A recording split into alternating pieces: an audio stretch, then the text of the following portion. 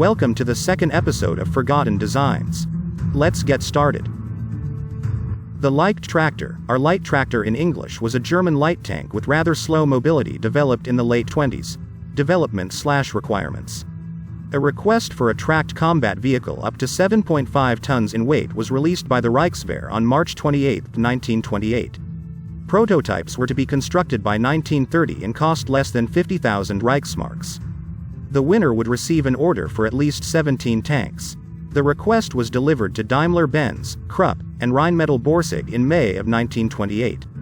Additional requirements included 14 mm of front and side armor and a crew of 4.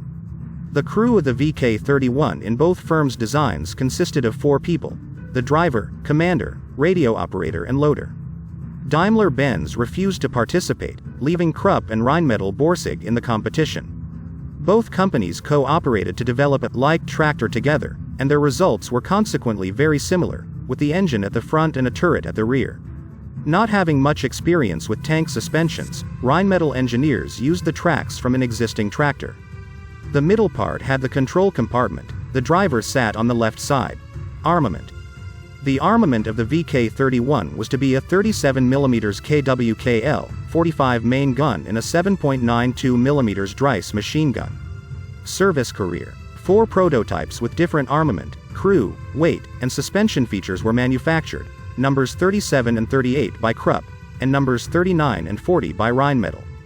The 4 prototypes were shipped to the Soviet-German Joint Testing Ground and Tank Training Ground near Kazan, known to the Germans as Panzertruppenschule Kama. The tanks were tested extensively in the Soviet Union. By 1933, each prototype had traveled between 1,660 and 1,865 kilometers. Soviet engineers were interested in the suspension and the turret layout, as well as the tank's radios. German specialists were not impressed by the technical and tactical data. All 4 Leichter tractors were shipped back to Germany in 1933, when Kama was closed down. In 1934, the tanks were moved to Munster for the winter. From 1935 to the start of World War II, they were used as training vehicles in Pultos. One source mentions that Rheinmetall won a production order of 289 vehicles around 1928, but that the order was subsequently cancelled as better lighter tank designs came along. Flaws. Installing the engine in front of the tank to some extent saved the crew from death or injury in combat, but the thickness of the armor was obviously not enough, and could not keep out shells and larger caliber bullets. Further modernization and up-armoring was not possible without increasing weight, and reducing the already unimpressive mobility of the tanks. In addition, because of the shortcomings of the cooling system, the engines frequently overheated and the durability of the tracks was extremely low. Testing at Kama showed that the position of the machine gun, as well as the limited diameter of the turret ring, made loading the main gun more difficult and slower.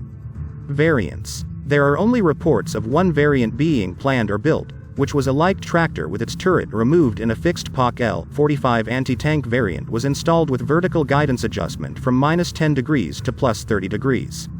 Conclusion.